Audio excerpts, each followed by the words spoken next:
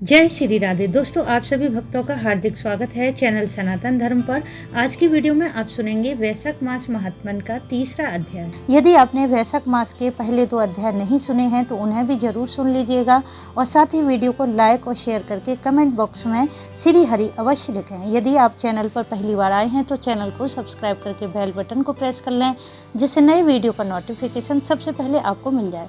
शुरू करते हैं वैशाख महात्मन का तीसरा अध्याय। मुनि नारद अम्बरीश से कहते हैं, यदि कोई व्यक्ति किसी श्रेष्ठ ब्राह्मण को पलंग का दान करता है जिस पर वह ब्राह्मण सुखपूर्वक लेटकर शीतल वायु का आनंद ले सके, तो उस व्यक्ति के शरीर की सभी व्याधियां दूर हो जाती हैं जो धर्म प्राप्ति का साधन है। इसे देने से सभी कष्टों से मुक्त हो जाता है और पापों से मुक्त होता है। यह अखंड की स्थिति प्राप्त करता है जिसे प्राप्त करना योगियों के लिए बहुत कठिन है। वैशाख मास में सूर्य की गर्मी से थके हुए व्याकुल ब्राह्मणों को थकावट दूर करने वाला उत्तम शयन उपवास देकर मनुष्य इस संसार में जन्म मृत्यु बुढ़ापे आदि से कभी दुर्बल नहीं होता। हे राजन, यदि कोई ब्राह्मण खाट स्वीकार कर ले और जीवन भर उस पर लेटे तो जाने अनजाने किए हुए सभी पाप अग्नि में पड़े कपूर के समान नष्ट हो जाते हैं। यदि ब्राह्मण उस पर लेटे तो वह मनुष्य निश्चय ही ब्रह्मलीन हो जाता है। यदि कोई व्यक्ति हरि को प्रिय वैशाख मास में अन्न और वस्त्र का दान करता है तो वह उसी जन्म में सभी प्रकार के सांसारिक सुखों से संपन्न हो जाता है। वह अपने परिवार सहित निश्चित रूप से रोग आदि से मुक्त रहता है। उसे दीर्घायु, उत्तम स्वास्थ्य, यश और बल की प्राप्ति होती है।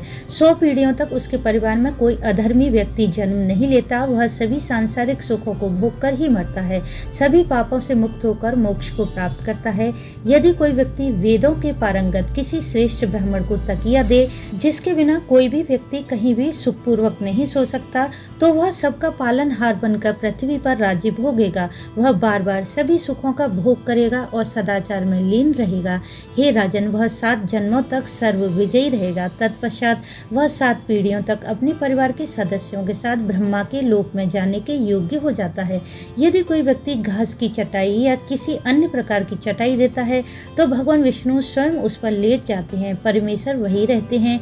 जिस प्रकार पानी में भीगा हुआ ऊन पानी से नहीं टूटता या उखड़ता नहीं, उसी प्रकार सांसारिक संसार में रहने वाला व्यक्ति भी सांसारिक जीवन से नहीं बनता। चटाई देने वाला व्यक्ति उस पर बैठकर या लेटकर हर तरह से सुखी रहता है।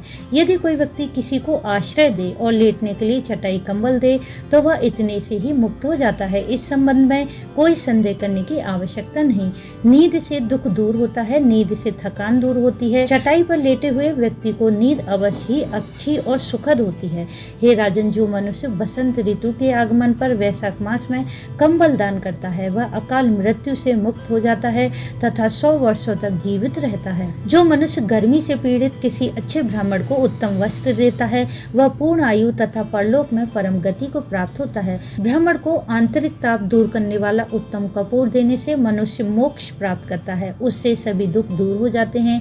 जो ब्राह्मण को फूल और केसर देता है वह सम्राट बनेगा, ऐसा शासक जो सभी लोगों को जीत लेगा। वह पुत्र पौत्र आदि के साथ समस्त सांसारिक सुखों का उपभोग करेगा और मोक्ष को प्राप्त करेगा।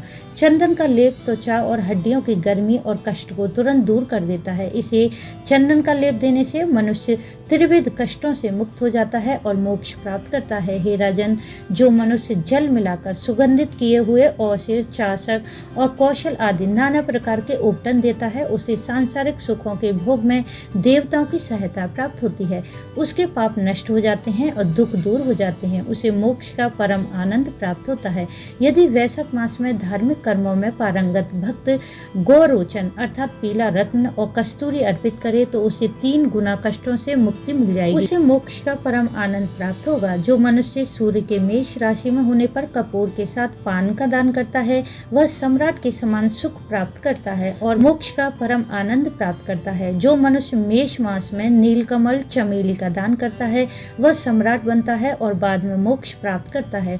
जो मनुष्य वसंत ऋतु के आगमन पर केतकी मल्लिका का दान करता है वह मधुवध करता भगवान की आज्ञा से मोक्ष प्राप्त करता है। हे राजन, जो मनुष्य ब्राह्मण को सुपारी, नारियल, सुगंध देने का पुण्य कार्य करता है उसे मिलने वाले फल के बारे में सुनो।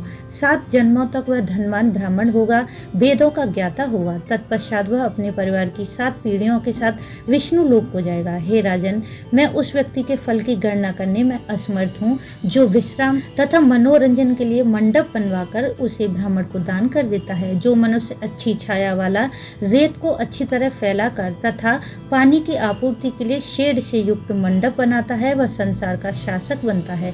जो सड़क के किनारे पार्क बनवाता है, तालाब कुएं खुदवाता है और मंडप बनवाता है, वह धर्मात्मा है। उसके लिए पुत्र किस काम के? संतान 7 प्रकार की बताई गई हैं: कुआं, सरोवर, उद्यान, मंडप, प्रवाह, धार्मिक अनुष्ठान करने वाला तथा पुत्र। इनमें से यदि एक भी न हो तो मनुष्य स्वर्ग नहीं जाता। सब कुछ जानने वाले श्रेष्ठ पुरुष जानते हैं कि ये 7 संतानें हैं: अच्छे पवित्र ग्रंथों का श्रवण, तीर्थों की तीर्थ यात्रा, अच्छे लोगों की संगति, जल का दान, पके हुए भोजन का दान, पवित्र और अंजीर का पेड़ का रोपण और पुत्र। संतान के बिना व्यक्ति उच्च लोगों को प्राप्त नहीं कर सकता, चाहे वह सैकड़ों पवित्र अनुष्ठान क्यों न कर ले। इसलिए उसे संतान की तलाश करनी चाहिए। उसे संतानों में से किसी एक को अपनाना चाहिए। पशु, पक्षी, मृग और वृक्षों में कोई भी आसानी से उच्च लोक में नहीं जाता, फिर मनुष्य से इसकी आशा कैसे की जा सकती है? यदि कोई सुपारी, कपूर, अगरबत्ती के साथ उत्तम पान का पत्ता दान करे, वह शारीरिक पापों से मुक्त हो जाता है, इसमें कोई संदेह नहीं। जो व्यक्ति तांबूल दान करता है, उसे निश्चित रूप से यश, साहस, यश की प्राप्ति होती है।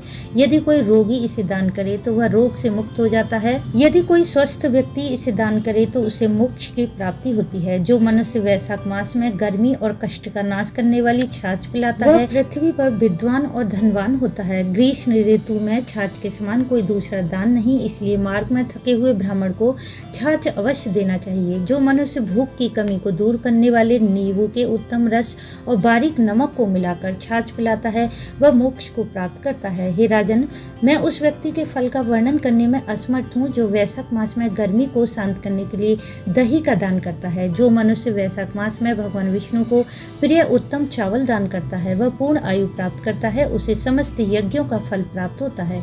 जो मनुष्य तेजस रूपी गाय के दूध से बना घी ब्राह्मण को देता है, वह अश्वमेध यज्ञ का फल प्राप्त करता है और भगवान विष्णु के लोक में आनंदित होता है। जो व्यक्ति वैशाख मास में जब सूर्य मेष राशि में हो कोमल ककड़ी, गुड़ का मिश्रण दान करता है, वह सभी पापों से मुक्त हो जाता है और निश्चित रूप से श्वेत द्वीप में निवास करता है।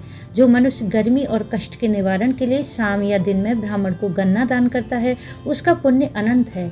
वैशाख मास में शाम के समय थकावट दूर करने के लिए जल और गुड़ का मिश्रण देने से मनुष्य सभी पापों से मुक्त हो जाता है और भगवान विष्णु के साथ सायुज्य प्राप्त करता है। मेष मास में सायंकाल में फल सहित गुड़ और जल का मिश्रण ब्राह्मण को देना चाहिए। इससे पितरों को निसंदेह अमृत का पान प्राप्त होता है। यदि कोई व्यक्ति वैशाख मास में पके हुए आम के फलों के साथ जल और गुड़ का मिश्रण का सेवन करता है तो उसके सभी पाप दूर हो जाते हैं। यदि अमावस्या के दिन पाड़क रस से भरा एक बड़ा बर्तन दान करता है तो निसंदेह उसके द्वारा 100 गया श्राद्ध संपन्न हो जाते हैं। अमावस्या के दिन मनुष्य के पितरों के निमित्त कस्तूरी, कपूर, चमेली तथा सुगंधित पौधे की जड़ मिलाकर 1 लोटा पाड़क दान करना चाहिए। यह 96 श्राद्ध करने के समान पुण्यदायी होता है। जय श्री हरि विष्णु। दोस्तों, यह था वैशाख महात्मन का 3रा अध्याय। आगे आने वाले अध्याय के लिए चैनल से जुड़े रहिए। यह वीडियो अच्छा लगा हो तो इसे लाइक, शेयर, सब्सक्राइब जरूर कर लें। वीडियो अंत तक देखने के लिए आपका धन्यवाद। राधे राधे।